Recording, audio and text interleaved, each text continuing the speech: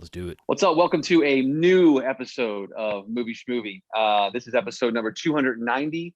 And for 2 weeks in a row, we're going to be talking about a lot of movies that are coming out on the day that this podcast comes out.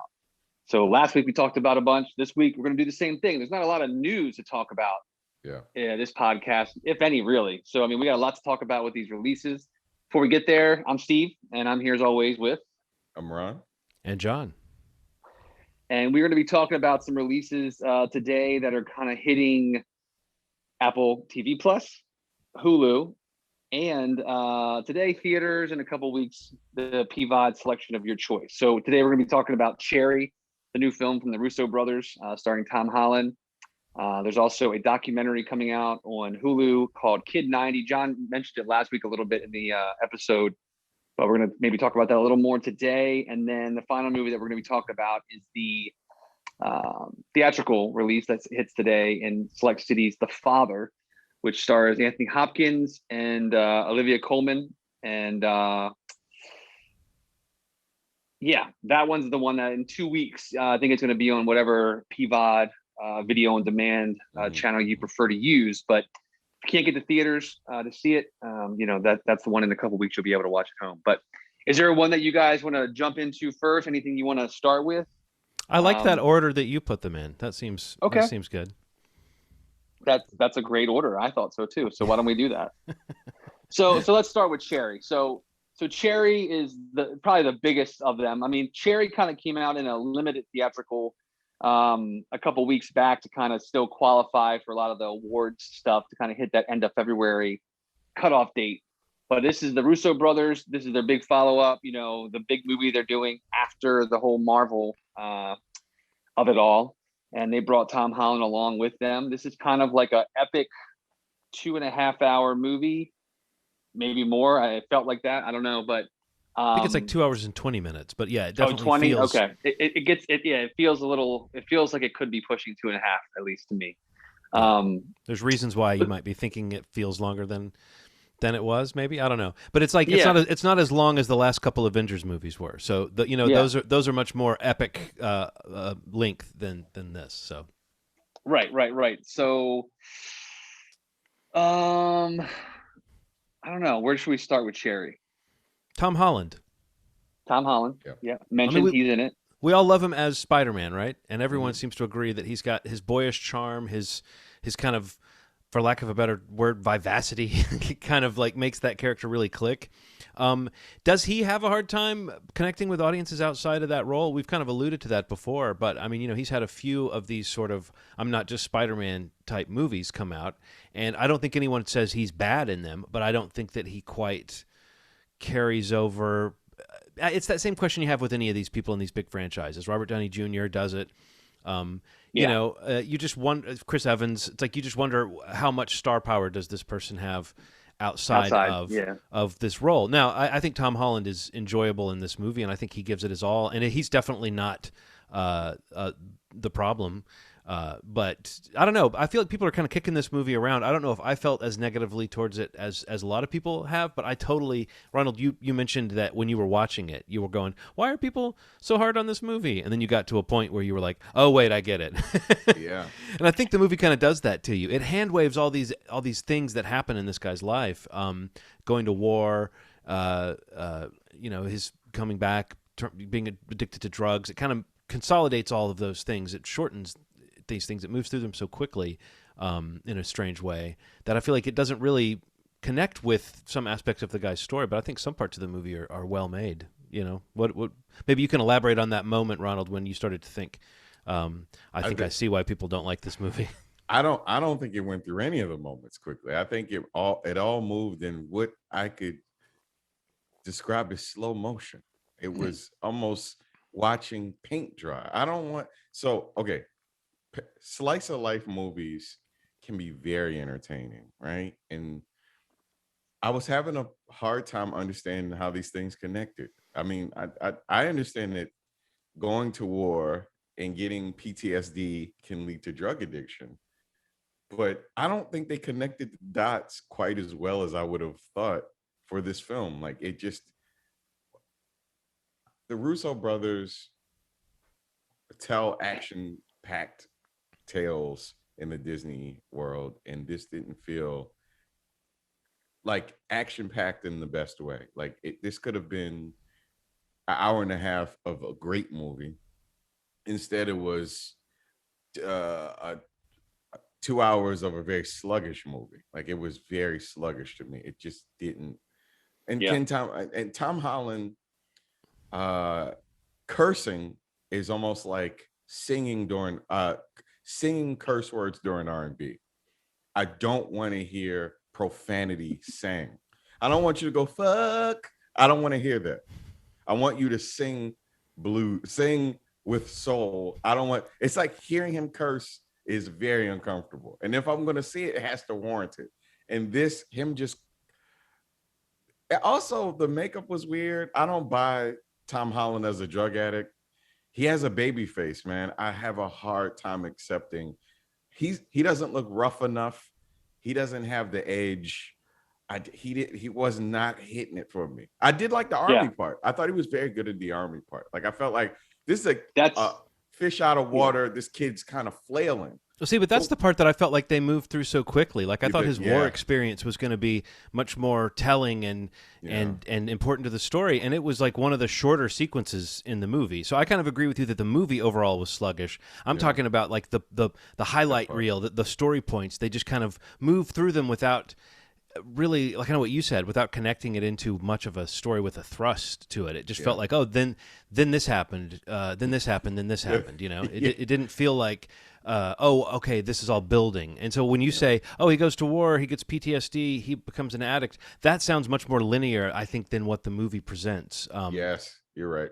But yeah, I think that so in general, I don't really personally think that Tom Holland really works in this movie at all. Like, and I mean, I don't think he's a bad actor. I really like him.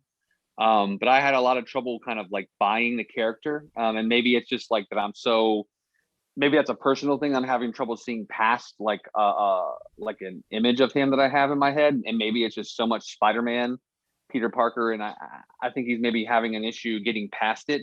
Because I don't think he's really been in something that he's okay. He's good in the movie, I guess, you know, like it didn't really connect with me in general, but I think he's like, it's a very good example of like somebody having trouble getting past the Marvel of it all, you know, like carrying a movie, having enough charisma, presence on the screen. I don't really feel like I'm getting that from him and anything that I've seen him in really outside of the Marvel films. And I think that really is a problem with this movie because, like, you know, this movie is based on a novel of the same name by Nico Walker. It was like a bestseller, and you know, it's a semi-autobiographical story of his life. And like reading about that guy and the book and a lot of what the book is talking about, like I don't really feel like what I watched on the screen in this character of Cherry. Like I don't really feel like it kind of gets to the level of like grit that the character from the book had, you know, or from his life had, or even like Nico Walker. Like if you see him in interviews, like it just, I don't know that it's captured. And I think in general, like I like, you know, obviously I'm freaking some of the best Marvel movies in my opinion are their films, but I just feel like this is kind of like a scattershot movie for me. Like I feel like the Russo brothers, they just went like pure style over substance for me. And like, there's a lot of substance in this story. Like you're saying, there's a lot of really interesting narrative beats that should have been strung together more effectively, efficiently, where like, I feel like scenes coming up, it's like more effort is being put into like the shot than the actual story or the characters that we keep getting introduced to. Mm-hmm. And that really catches up with you throughout the film because you really start to, or I at least really started to feel that when I'm really being taken through the movie, primarily through the voiceover, which really bothered me. And the whole narration, like, you know, everything that we're learning about the characters is all through narration, not through the screen, not through the character's performance, like his friend and the drug dealer that he's with all the time. Like everything you're learning about them is just purely what he's telling us, not what you're telling in the shot. And I think that just exposes a problem with the screenplay, with the story itself, with the way it was put up. And there's some really weird like stylistic choices in the movie, like the whole like rectal exam when he goes into the army, like that stands out to me. Like, what the fuck? Right. Like, When you said style over like substance, I was thinking, do people know we literally mean there's a shot that's shot from the yeah, point of view of inside Tom Holland's asshole? yeah, like in his colon or yeah, And but it's not like the movie fits that tone or has a lot of that. It's just doing whatever. You know, sometimes like on yeah, it's Breaking Bad weird. or Better Call Saul, they'll have like a shot of someone's digging a hole and then suddenly the camera's mounted on the shovel. Right. And it can look really cool, and they Yes. always find some way to make you go, "Wow, what a great sequence. What an Yeah. imaginative way to shoot that." What they have yet to repeat a montage style. You know, they'll do a different Right. thing every time.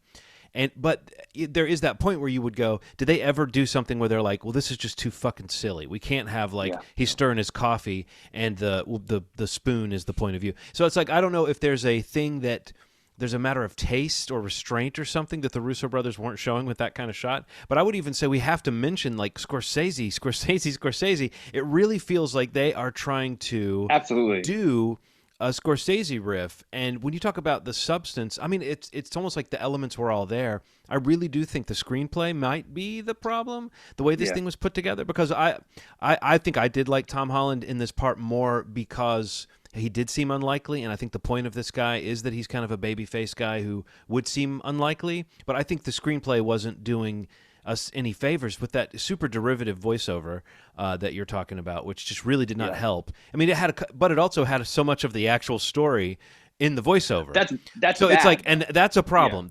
I agree, Yeah. that's a problem, and I think that is a.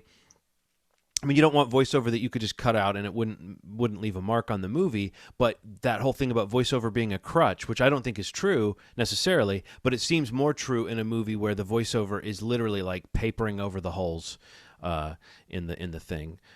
Were there any other performances that seem worth mentioning, or No. secondary characters that stood out to you? No, not for me. Not to me, really. Isn't I mean, that to a be honest problem you, with like an epic? it's really bad. Super. Yeah. Well, Well, you say Scorsese, and I was like thinking, like, I think reading about the movie and knowing about the book and like the scope of it in terms of time and his life, it does feel like it's kind of like a weird mix of like a Forrest Gump kind of scope of life and like a Scorsese, like a Goodfellas or a Wolf of Wall Street, and it's like really that could be a cool movie, The Wolf especially of with Gump this Street. story. Right, right. Especially what this story is. But yeah, it's like there's a misconnection somewhere where like, it really started to heavily favor one over the other. And there wasn't that balance where like it's like the voiceover is something that really stood out to me because like it really wasn't enhancing the story.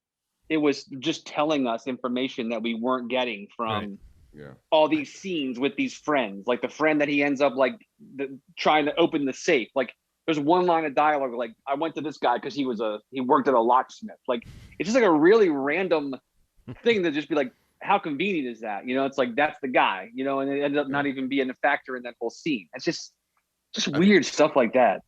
I think the thing that I think about honestly is it feels very pedestrian. I don't.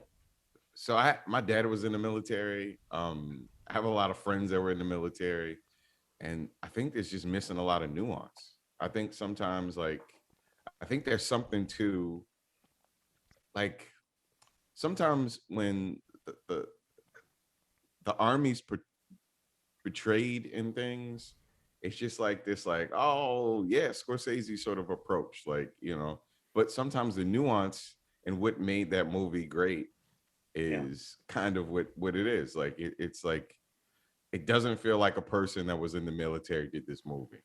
It doesn't feel like a person that had these experiences did this movie. It feels like a rock star version of these things. Even when he was high, like I know drug addicts. I knew drug addicts. When you see this version of drug addiction was so rock starry. I didn't feel bad for him. Like it's very pedestrian. It's very like third account of it. It's not even second account. It feels very like, sure, you had this screenplay might have been incredible, but the portrayal of this stuff just didn't feel genuine. I happen to have friends and family in all of these things, segments of his life that I've experienced firsthand, and none of this felt real. It felt like a person talking about it. First, like, Do you know bank robbers? I was about to say, we need to talk to your bank robber friends and get us some, I know robbers. I know a some of couple that robbers. cold, I hard don't know any bank robbers. cash. But, yeah. Can they just throw us one brown Yeah. bag that has a dollar sign on it? That's it. That's Yeah. it. Yeah, but there's like something to that. Yeah. There's like something. You're right. You're right. No, it's very superficial in that sense, and Yeah, which is unfortunate because you kind of are rooting for the Russo brothers to, like, we like them. Their background before they started doing the Marvel stuff is like in Arrested Development and Community. So they've done some awesome things, and they're like creative people. And on Community, those episodes they would do that would be like a perfect style parody of something. This almost feels like they are doing a style parody of a Scorsese film, but without the humor, without the jokes. This movie should be, I mean, I hate to say this because it's so dark, but it's trying to like be a movie about dark subjects that is breezy.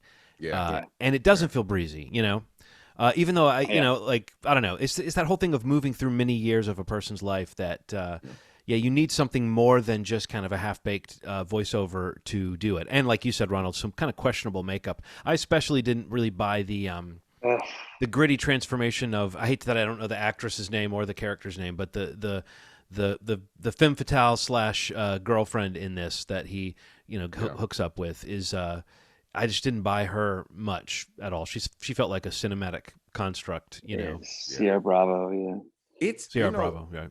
I think about like it's not in the face. Like it's weird. It's like they put all the destruction was in the face. Mm-hmm. When addiction is weird, it's like in the hands. It's like it's and the addiction isn't like somebody not enough. Sometimes it's like we're having a regular conversation. And I'm like, hey, how you doing, Steve? You're like, you got like $10. It's like subtle. Yeah. It's subtle. It's not anything where somebody's gonna be like, oh man, I'm sick. I'm very on drugs. It's like I'm very on drugs. It felt like that. I'm telling you, man. Like it felt like it's because it just jumps. Because it's like because like there's like you said, there's no nuance with it. Like it just jumps between these big scenes, and there's no real like air between them, like it to kind of feel that stuff. And I don't know. I don't know. I do like Tom Holland a lot. Like I'm a little concerned for him, like to get through these movies, like where he really has to like. He's a good actor. He's a great actor, I think, probably. But I mean, I just think that I'm having trouble buying him in these other characterizations. You know what I mean? And it doesn't help that like you're saying the makeup looks horrible, and like I'm such a wig person. Like the wigs in these movies drive me fucking insane. Yeah. Like it's like thank God he gets to the military and shaves his head because then he looks like a normal person. Right. It's like all the scenes where he's got like longer hair, or I mean even not even longer hair, just like hair. Yeah. It's just like I don't understand how that gets past like some sort of quality check. Like it drives me insane. Yeah. Like you can see like a line at the back of his neck where it stops. Like, oh god. Yeah. Yes, bad wigs. We should do a whole episode on the worst wigs. I would love to. Me too. Please, let's do it. But I don't know. It just doesn't work. I don't know. It doesn't work for me. Like I enjoyed some parts of the movie, but as a whole, for what it really kind of could have been, and like kind of what the kind of heat it had coming as like one of the possible latecomer movies that could get some awards traction, it didn't. It doesn't. It's not. And and it just doesn't work for me. I don't know. I was expecting more, hoping more, and it's not one that I probably would recommend to anybody. Dang. I'm the same. Yeah. Okay, cool. I mean, if it sounds interesting, if you're a Tom Holland fan, wanted to see what the Russo Brothers do next, if you have an Apple TV Plus subscription, check it out. I mean, do what you want to do with it, but it just didn't work for us. So we'll move over to the Hulu film. I know we talked, or John mentioned it a little bit last week, but I was able to check it out finally. Mm-hmm. But this is the Soleil Moon Frye kind of doc about being a kid, a teen, growing up in the business in the 90s.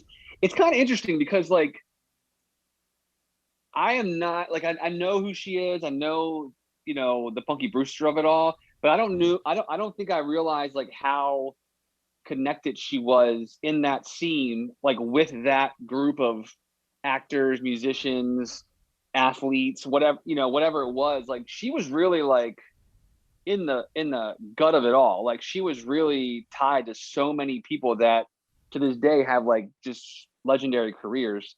I think the interesting part of that too is that she was popular for whatever period of years Punky Brewster was on, and then her social life that she was, that she was basically chronicling back then on video all the time. That is the basis for this documentary, that she has all this footage. Like, she wasn't even necessarily at the height of her fame when she was running around with a rotating crowd of people you've heard of and people whose faces will be familiar to you. And I think that part of it is compelling. And I think just in terms of wow, she's got this person with this person. Wow, that's incredible. Like, that's interesting. And I think that there is some interest there on the part of like myself, and I think the culture at large, about like child stars and what that experience is like. And I think the movie does have that. It's got that stuff in there, but it ultimately felt like kind of a vanity piece to me, as I think you guys remembered. So, I mean, is it just in search of a director/editor who's outside of her experience to put it together, or does it actually need more of a narrative, more of a story to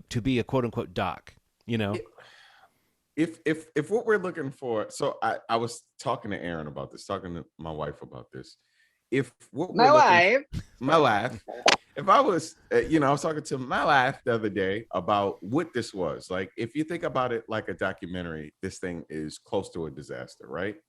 But if you think about it like a diary of this an account, a time capsule. Because if you think about this, like, Punky Brewster came out in 84. None of these people were incredibly famous around that time. So Punky Brewster represented an extreme level of fame for these guys. So her being in the middle makes sense to me, because she was, 84 is when she hit. She's a little older, and they're like, I want to be like Punky Brewster. I want a show that has that kind of recognition. So it makes sense that she's in that world. Now, how she goes about it and how it gets a little into like people I've loved sort of deal, I felt weird about it. Felt like, I just hope she got permission from some of these people to say some, you know what I mean? Like, maybe they didn't want to know that, like, somebody was like, they were hounding her in her her late teens, and they were like, please call me back, please. Hello, this is Mike. There's one person who I think is a bit of a surprise that I won't spoil, but it's like, it's very weird the way the movie treats it, because she doesn't refer to them by name, but then so it's like, I feel like there was some legal stuff going on, because the people she does talk to alternately seem like people she actually has friendships with, and people who she hasn't talked to in 20 years. That are warm towards her and maybe helping her, but even on their faces, you can see them thinking like, "What is this therapy session that you're filming?" How is this a movie? I think all these child stars again would have something interesting to say, not so much about the drugs and the sex, drugs, and rock and roll part of it, but just the act of being a kid and being in this adult business, as they talk about. I do find that really interesting, and I think you almost kind of have to hand it to anybody who comes through that with their finances intact, with their family intact, with their sanity intact. And she seems to be kind of looking for those answers. Why was all the interview footage shot through like a scrim? Did you notice that it all looked, maybe unless there was a better edit that was finally out, but the one I saw, whenever it cut to like, the people sitting there talking, the present day footage, it was like dim and looked like honestly like someone had rubbed Vaseline on the camera. I didn't see that. Okay, I wonder if that was I didn't notice that, because the one I saw said at the beginning, this is not a finished edit for for sound and video or anything like that. It was one of those. Oh wow. Okay, maybe it got replaced. Yeah. I mean, sometimes the screrners are that way. I forget which show it was that had really unfinished effects in it that we saw. Lovecraft. Oh, Lovecraft. Right. Yeah. But anyway, so maybe that was slightly improved. But it just felt like it was barely thrown together to me. Like, I think I said something about it felt like an EPK thing, in a sense, electronic press kit thing, except for the fact that it does go dark and intimate into this stuff, and there's a whole, hey, a lot of people I know died part of the movie too, which is, again, it feels like it's kind of dragged out, even though there's lots of people. So I wonder if there's just not enough storytelling around the people to make it interesting. I think a good documentary makes you understand why you should care, even if you've never heard of anybody in it. And I think this, taken on its own merit, if you don't know who some of these child stars are, or some of these people she was hanging out with later, the kind of skateboarding crowd, the kids crowd, if you don't, the movie doesn't do much to explain to you who those people are if you don't know who they are. And I think a good doc would have just a little bit more of that context and perspective thrown in. But yeah, as far as someone who ran around with a camera and filmed everything, she definitely caught some interesting stuff. Did you guys want to point out maybe some particular things that were interesting to see, or just people you didn't know hung out together? I mean, I think just the scope of people I thought was interesting. Like I feel like, like you said, like when she moves to New York, and kind of gets in with the kids crowd and the skateboard crowd, like those figures, recognizing them, and like, seeing, like Ronald said, like people that kind of went through Punky Brewster, like that were on that show before they got on to other shows, and like the Saved by the Bell, like Mark Paul Gosselaar, and but I mean, yeah, you see, you hear calls of Mark Wahlberg calling in, and you see footage of Leonardo DiCaprio, and it's just like really amazing, like very raw footage. And I think Mark Paul Gosselaar makes a comment that really stood out to me, like when she's interviewing him, like just how much time has changed in terms of like what cameras mean, and how unfiltered and unaffected everyone was with her filming. You hear a couple people say like, oh, you film everything, like what's with the camera? But like it's not changing how they act, or how they are around one another, where in today's world, it's a completely different thing, where you probably would never capture the scope of those experiences that she was able to kind of catalog and diary and save on these tapes, because of what cameras mean now to celebrity culture and social media and all this stuff. Yeah, I think he said if a camera goes off now, I think, oh shit, what was I doing when the camera went off? What was I saying? Exactly. How is that going to be taken out of context? If, put out. Yeah, that part was really interesting. So it's like the last of a time. It's like the last of an ability to really kind of, even beyond this celebrity culture. You think about just like our lives, like how often things are being filmed, and like what you pull your camera out to take a picture of or to take a video of. And, I don't want to say they mean less, but I mean, it's so much and so often that, the things that she's captured kind of seem to me, like, especially like, that's my decade, like that is such a nostalgic thing to watch. Like this thing, like Ronald said, he nailed it. Like as a diary, as a time capsule, I think this thing is great. As a doc about a story, or what the narrative of the doc, like it kind of is missing one altogether, except for her kind of coming to terms with what she went through, and that's kind of weak to me. Like I think it's kind of the weakness of the whole thing. But just as a time capsule, it is bonkers to see the access and what she was able to capture on video, and that that it still looks that good in some ways, and how candid some of that stuff was, because I don't think you see celebrity like that anymore, and you probably won't, and we won't, our kids won't. The future, it's so manufactured and so branded that kind of like seeing what a teenager in Hollywood was doing in the 90s, like they were being like fucking crazy teenagers, like like now it's like they feel like they seem like robots, so yeah, for that, it's, I think, a really unique kind of, I enjoyed watching it for that, for sure. Yeah. I think one of the things that really surprised me was the New York portion. Yeah. And everything that happened with that. Cause so Harold Hunter was, known for kids, but I knew him as a skater also. Yeah. Like Zoo York scene, Supreme. he was a very big in the beginnings of Supreme, so much so that like Supreme just posted the whole movie of kids on their website. He was very big in pushing Supreme around New York. So, when you see that she was hanging out with that dude who was like, he just kind of disappeared into obscurity after kind of Kids and a couple other media runs and stuff like that with ads from Zoo York. But it's insane. I think the idea is like she's lived a couple lives. Yeah. And definitely. And there's a term that the young kids use, she's been outside. Like it's like this thing, like I was famous, but I was also like accessible. I was out. I was having experiences. I've loved a lot of people. And I also had really big boobs. That's also a thing that she hits on very, very often. Well, I think That's that like, especially it deals with, and again, that's another thread that could have been a bigger thread if this documentary had like a subject to it, is the whole like male gaze kind of creep factor of being a young woman in Hollywood who's developing early, and how that forced her to grow up in ways she didn't want to, and how she took control of that narrative in a way that is very empowering. And maybe before you heard stories like that, so that's what you might know about her. What's one of the things you might know about her. Yeah, I think it's interesting. You've kind of alluded to it, and I think that what it's like, the reason she's kind of lived a couple lives is she's not quite Drew Barrymore, but she got started early, and her fame came early. So she was like a little kid, like a single-digit age kid with like you know, 7 magazine covers and shit like that.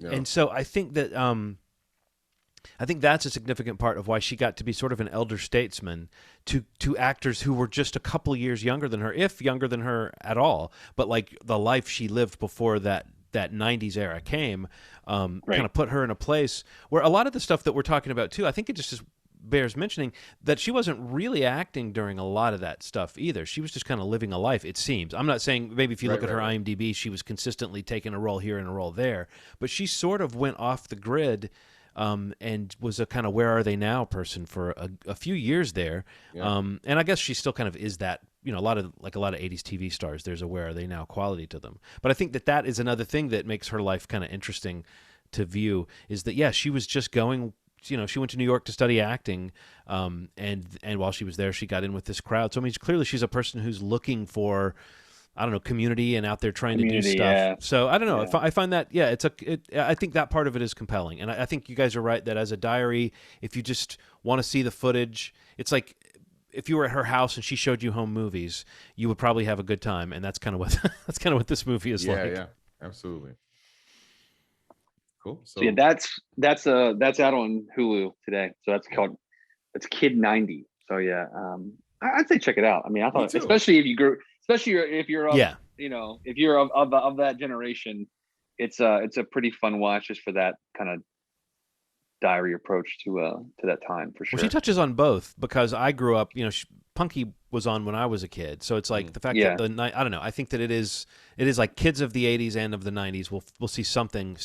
There's somebody's going to pop up in this movie that you're surprised to see, or a name that you're surprised to hear in this way. So I do want to just say though that, like, now that you guys have seen it, do you, I think I mentioned that, like, isn't it odd for a movie that's just barely over an hour long to spend about the last 10 minutes with her saying what she's learned from making this movie? like that part is where I really started to think this is a little bit too self-serving is an unfair word, but navel-gazing or something. It just needed that. It just needs some perspective. But it's very well-meaning, and she definitely does not come off as like a ghoulish figure. And she, you know, she's just trying to, like, Stephen Dorff is an odd person. There was some odd stuff said between the two of them that just made me think, well, these two people aren't close, but he's just a person she could get for this. Yeah, he's a name too. Yeah, right. Well, that brings us to the last movie that we're going to do. Why am I spacing on the name? Oh, The Father. Oh, well, boy, that's a bad sign. That's a bad sign. Oh, shit. Oh, no. Oh, no. But The Father, Anthony Hopkins, I think off mic last time I told you guys, there's that version of Anthony Hopkins that shows up and seems to kind of be just like, you know, sleeping through it and kind of phoning it in, or the guy who shows up and just memorizes his lines and spews them out. And then there's the version of Anthony Hopkins that murders you and squashes your feelings flat. And I think we know which version of him showed up for this movie. But let's talk a little bit about The Father. Anybody want to start? I know, Steve, you said you saw it today and you had some feels in the middle of your day. Yeah, I'll be honest with you. Like, I kind of forgot until you reminded me that you had mentioned that Captain Phillips, and you're like, I don't invoke that easily, and you're right. Right. But yeah, this is just like this is a movie that is he's one of the co-writers. We also directed Florian Zeller, who was adapting this from his stage play. But this basically is a story about a man going through Alzheimer's, and, you know, basically is told basically through the perspective of his point of view, basically, you know, like his interactions with his daughter, with a caregiver, you know, his daughter's significant other, and just like, and it moves through this physical space that he's in, and kind of really kind of takes you along with how disorienting it is, how confusing it might be to be going through that. And I don't want to give, not that there's like spoilers, but not to give too much away in terms of where the story goes. I think that it's important to just acknowledge, yes, this is like top shelf Anthony Hopkins. Like, I don't know how many more great performances he's gonna be giving in his amazing career in his life. But he's definitely one of the best around. And I think that, I don't know the last time I've seen him this good. And it might be one of my favorite performances from him. Everybody in the movie is great. Yes. But yeah, I mean, he just kind of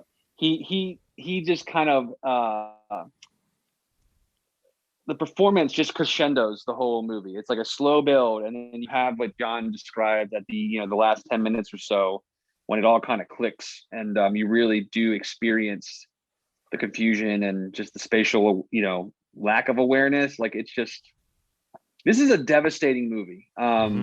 Yeah. And I'll say, like, I texted you guys, like, I was like a mess watching the end of this movie. I mean,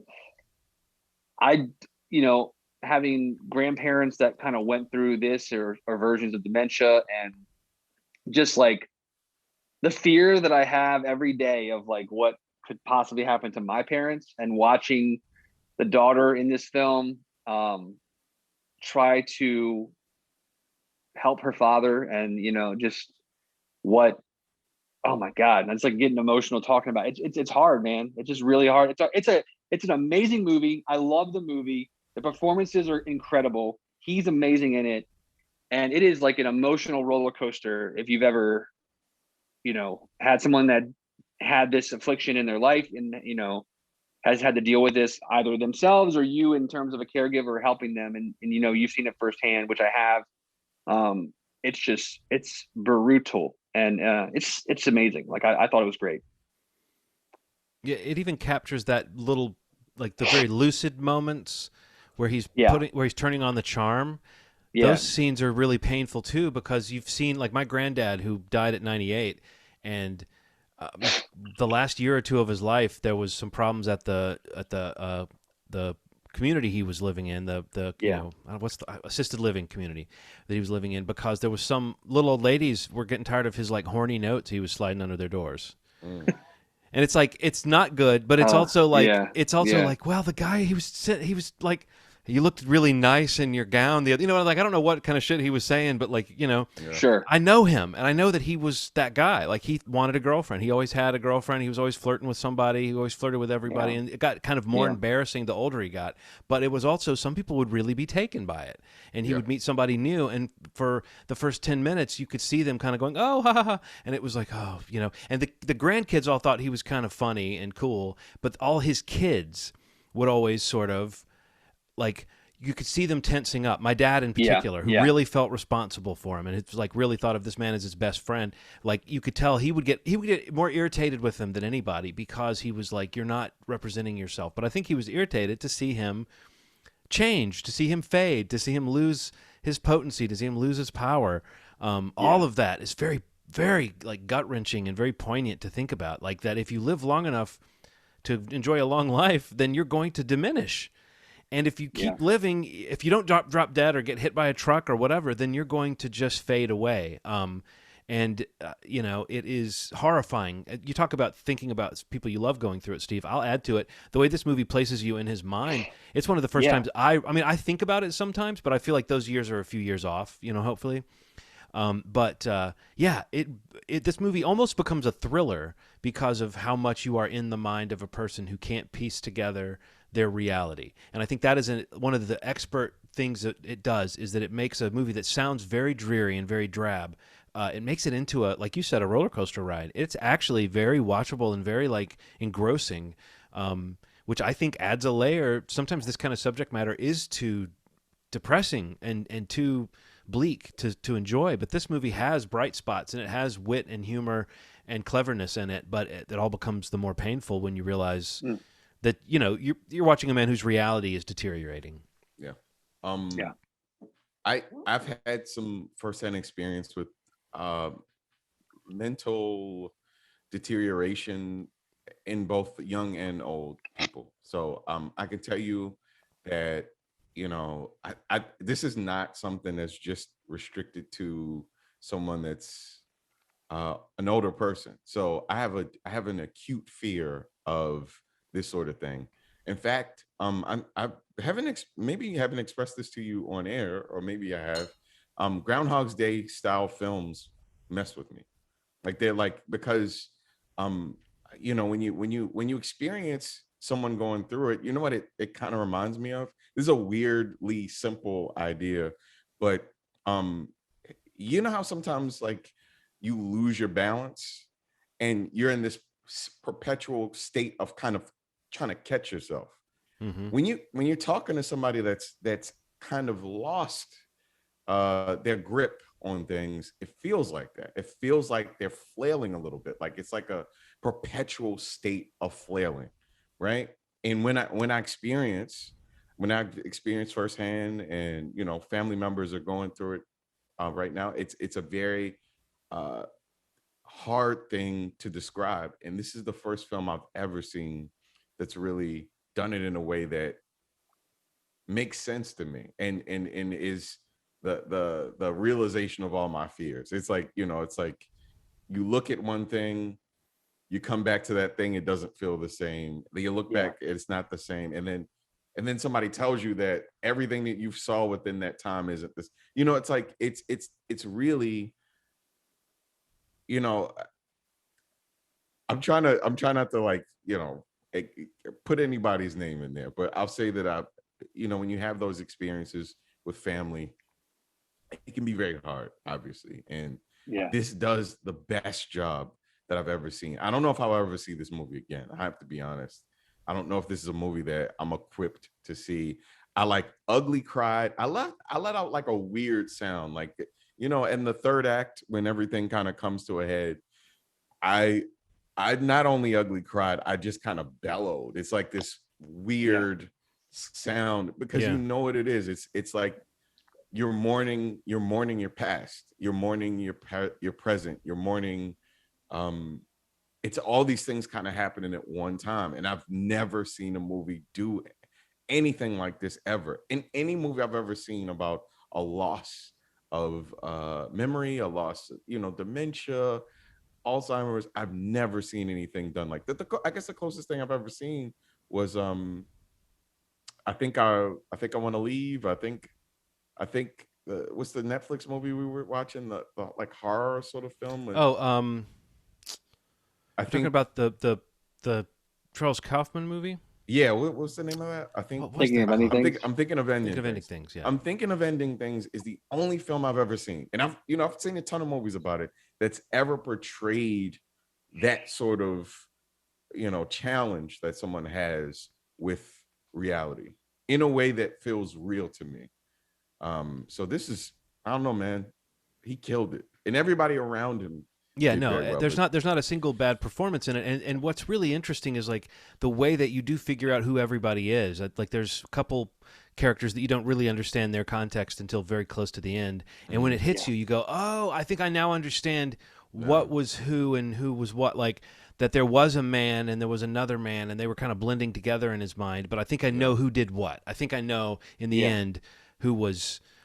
You know, like more of an antagonist and more of just kind of a bystander, and same with the women that come through. And Olivia Colman bears specific mention. I mean, she's she's been around for a while, but like I think nowadays people just know that she's incredible and she's getting these great roles, and she's on a roll, occasion like nobody's business. I thought, but who was? Is it? What's his name? Is it Rufus Sewell? Rupert Sewell. Rufus Sewell, right? He was great. I mean, he was really like, again, it knocks you back on your heels just a little bit. Mark Gatiss, I think, was the other guy's name, and he's a British character actor you'll recognize from a lot of things, and he's got this everyone has this kind of menace because you don't know what's going on, and you see a man who's like, gosh, the way Anthony Hopkins plays this, the pride of the person who doesn't want to admit they don't know what's going on, and how they play that interaction, how so many of his interactions are studied ways of interacting with people that avoid owning up to not understanding what's going on.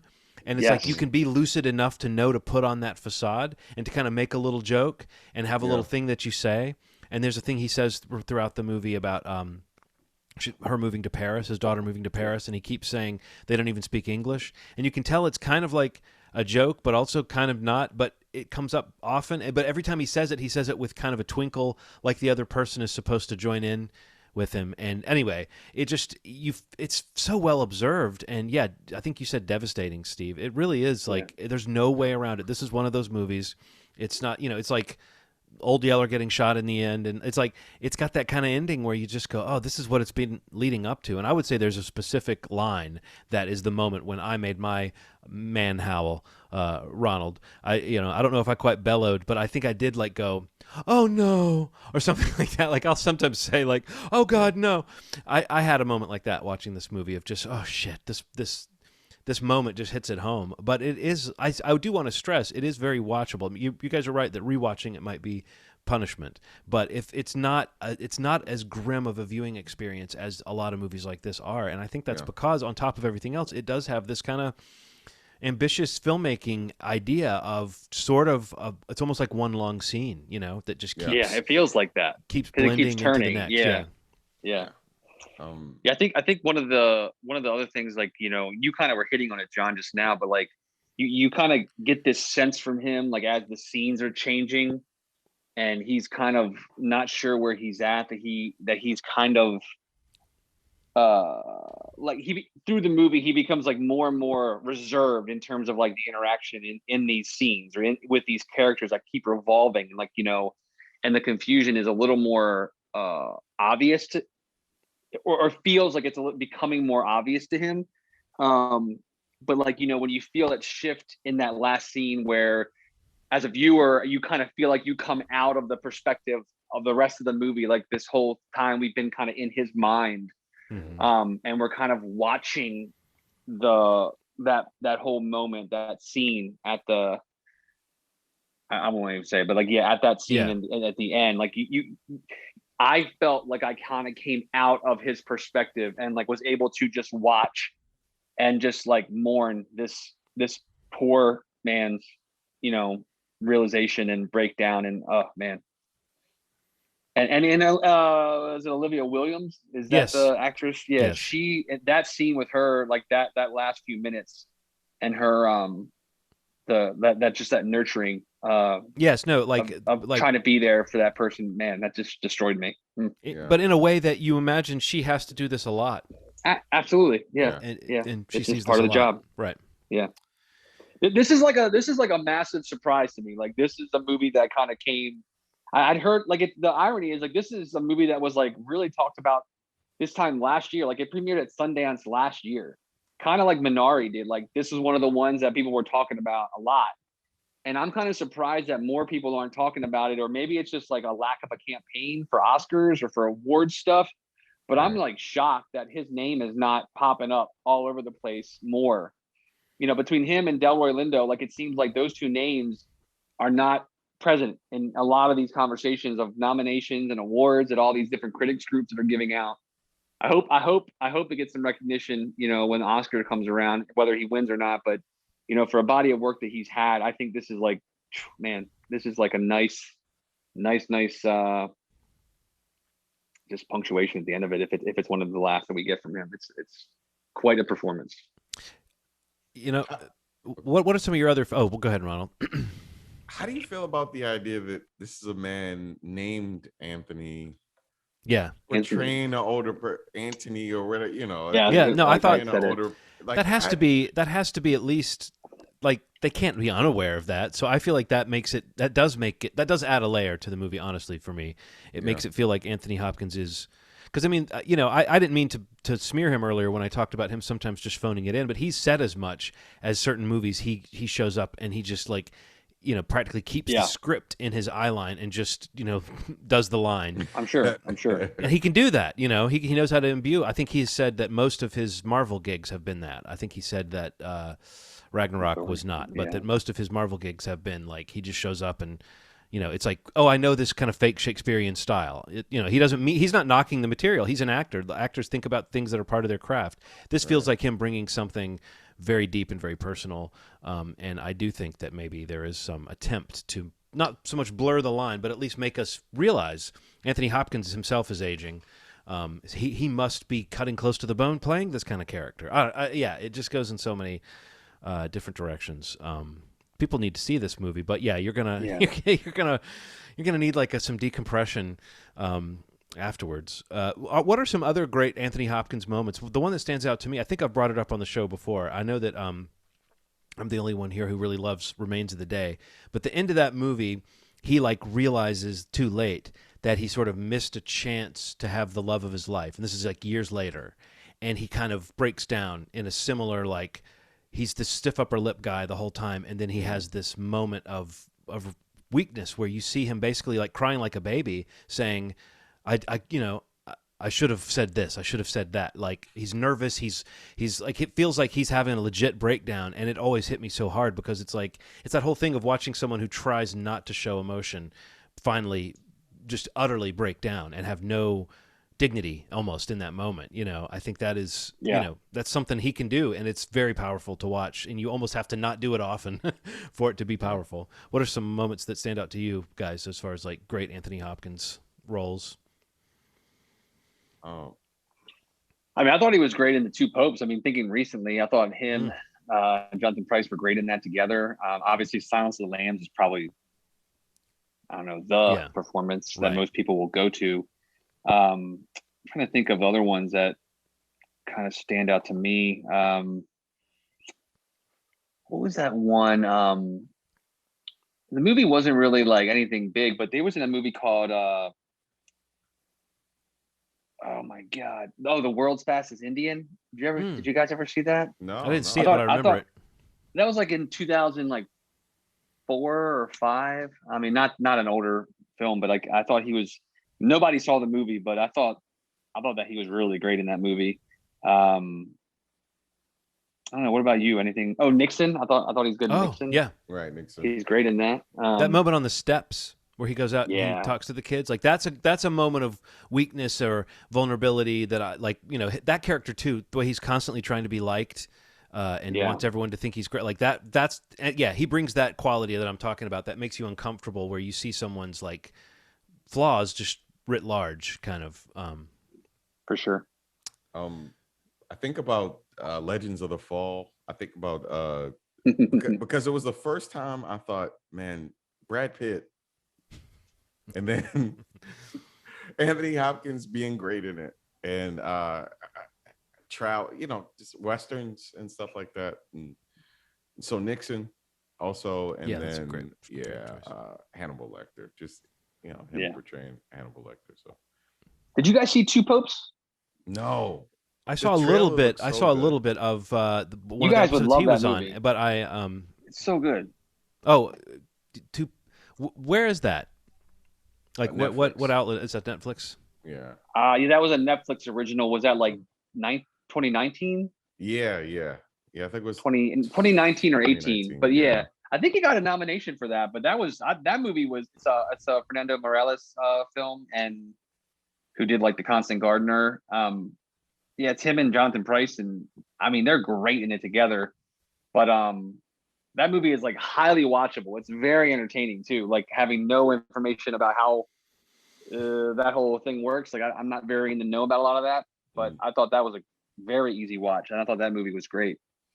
But yeah, this is another one that just like kind of that was the same way where like I kind of watched that at the end of the year for like, top 10 consideration, and I think maybe it just missed my top 10. The Two Popes. Like I don't know, it was just outside of it as an honorable mention, but yeah, this one is, I think this one kind of shot to my top 10 for sure. Like I love this movie. Yeah.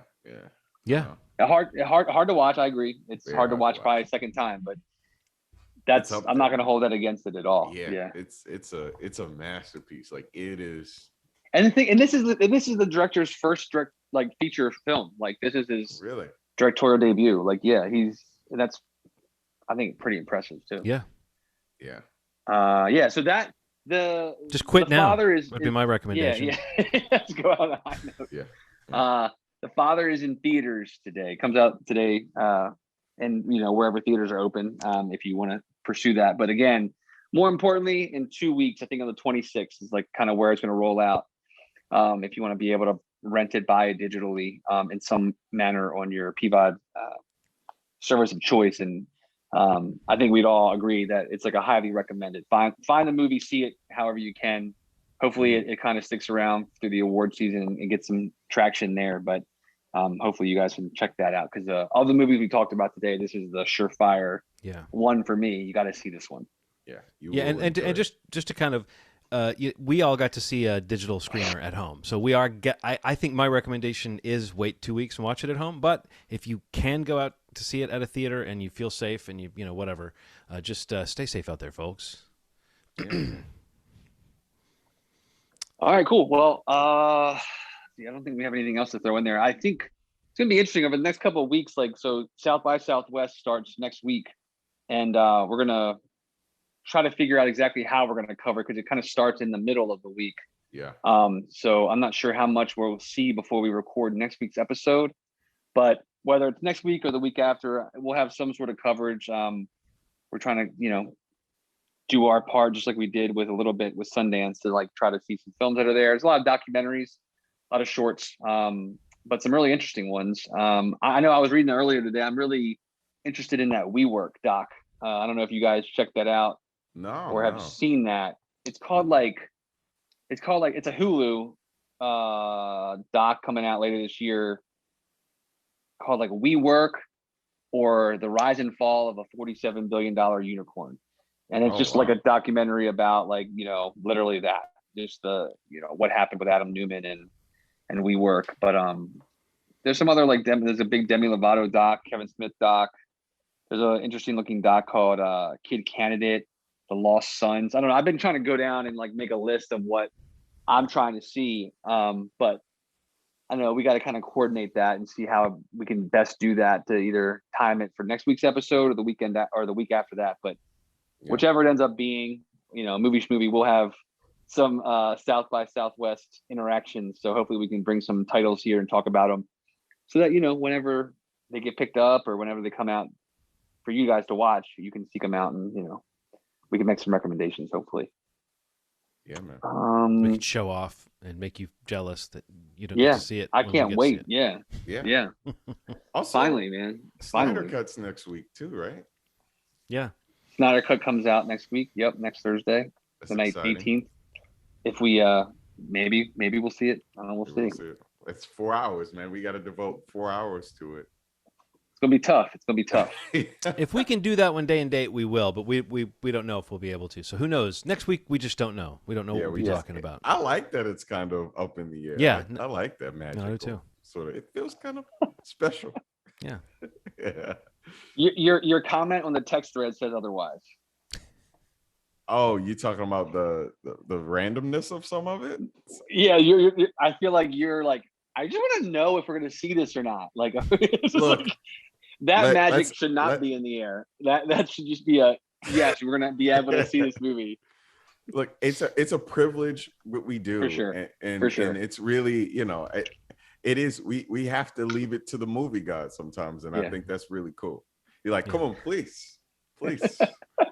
where we So. Oh man, cool. Well, we'll get back together next week, and whatever it ends up that we've seen or whatever, I'm sure we'll talk about it as we always do. So, movieschmovie.com is the site. If you want to check out the podcast, find a platform of your choosing. You can find us at pod.link/movieschmovie. It's a nice landing page where you can listen right there, or again, you can click the Apple Podcast, Spotify, Stitcher, whatever, any other ones that you might choose. That's the three that I remember. But it's a nice landing page. So you can even share that if you want with your friends and family to turn them on the Movie Schmovie.